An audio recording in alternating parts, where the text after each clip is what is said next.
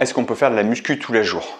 Alors, la musculation tous les jours, je dirais non, parce que la musculation, ça veut dire un impact sur les muscles, un impact sur le système nerveux, même si on fait attention aux intensités.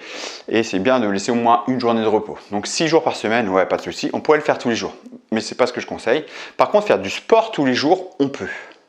C'est pas la même chose. C'est important de comprendre l'impact musculaire et l'impact nerveux. C'est-à-dire, si je fais une sortie vélo, une balade au bord de la plage, enfin peu d'intensité, je vais marcher, je fais du yoga, je fais de la mobilité, je vais jouer à différents sports.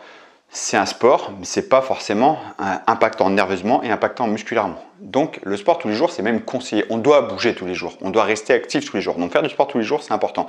Ce qui est important de comprendre, c'est faites attention à l'intensité nerveuse, c'est-à-dire si je fais du vélo à haute intensité, donc la longue route, des grosses côtes, l'intensité vraiment qui crame, plus je fais des séances de muscu très intenses avec des charges lourdes, impact nerveux, impact musculaire, plusieurs jours d'affilée sur les mêmes groupes musculaires, ça le corps ne va pas aimer à long terme, il a besoin de récupérer. Donc c'est ça qu'il faut varier.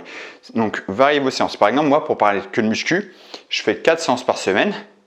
Et je varie mes séances. Il y a 2 séances dans la semaine où je vais mettre beaucoup d'intensité nerveuse, c'est-à-dire je vais chercher du dur, de la force sur 6 à 10 reps, 6 à 10 reps avec élastique ou sans suspension. Je vous l'ai dit, j'aime pas la charge lourde avec halter, je n'ai pas les bonnes sensations. Donc avec élastique, c'est tout à fait approprié.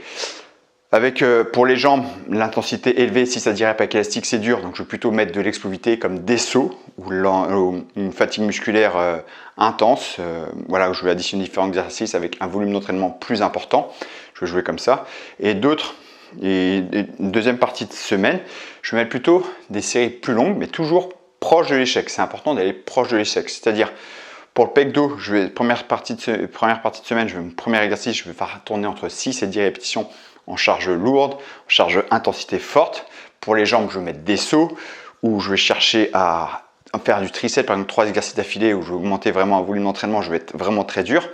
Et la deuxième partie de semaine, sur les jambes, je vais faire par exemple celle-là. Celle-là a été dure mais très gérable. Une demi-heure, je ne suis pas cramé. J'ai senti que j'ai travaillé un ensemble de groupes musculaires, je me suis fait plaisir.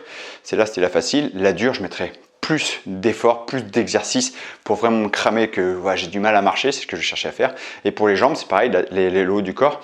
Deuxième partie de semaine, je vais plutôt varier sur des fourchettes de 15 à 20, 25, 30 répétitions, toujours en congestion musculaire, en intensité aussi, mais moins impactant nerveusement. Je fais vraiment attention à ma récupération et à l'impact nerveux.